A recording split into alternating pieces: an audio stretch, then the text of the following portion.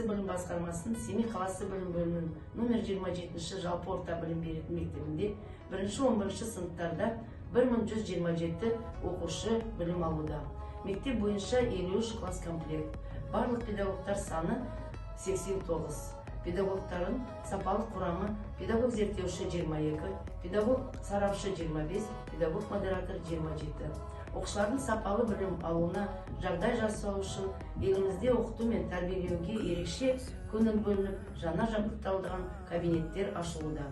Мектеп бойынша 41 оқу кабинеті, оның ішінде барлық талаптарға сай жабдықталған жаңа үлгідегі заманауи кабинеттер ашылды. Олар математика кабинеті, география кабинеті, биология кабинеті, физика кабинеті және информатика кабинеті.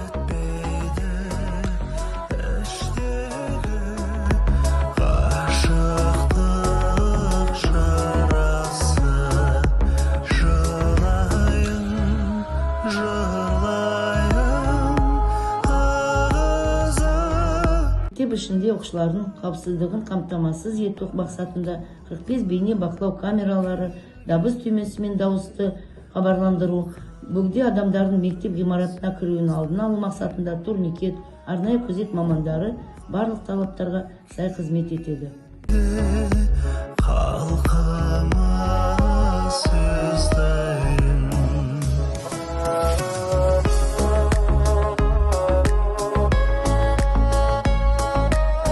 Президент жарлығын орындау мақсатында биылғы 2023 жылдың 1 қыркүйегінен 1-4 сынып оқушылары, атап айтқанда 517 оқушы және әлеуметтік аз қамтылған отбасынан шыққан 53 оқушы бір реттік тегін ыстық тамақпен қамтамасыз етілген. Анасы жас үлкен ағасы бар демес сендей бір адамның баласы.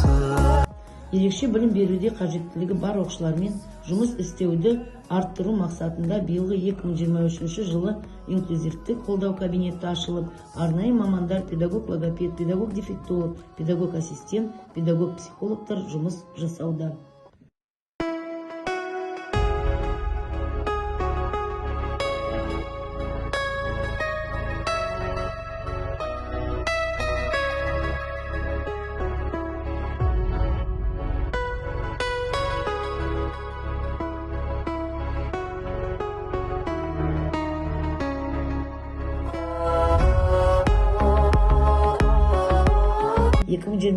жылы ең басты жетістіктердің бірі ол педагогтарымыз бен оқушыларымыздың қалалық пәндік олимпиададан 32 оқушы, облыстықтан 16, дарын тарпынан болған конкурстарынан 115, ғылымы жобалардан 16, шығармашылық байқауларда 35 орын болса, 20 педагогтарымыз әртүрлі байқауларға қатысып, жүлделі орындарды иеленді.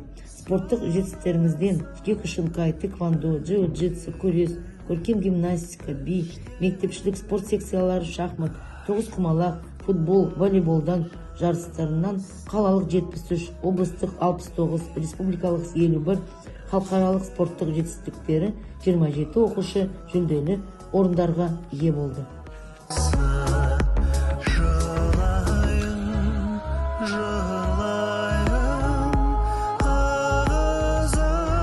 Қамқорлық кеңес жұмысы, даналық мектебі мен ата-аналарды педагогикалық қолдау орталығы жұмыс жасап, әртүрлі форматта кездесулер мен дөңгелек үстелдер, тренингтер өтуде.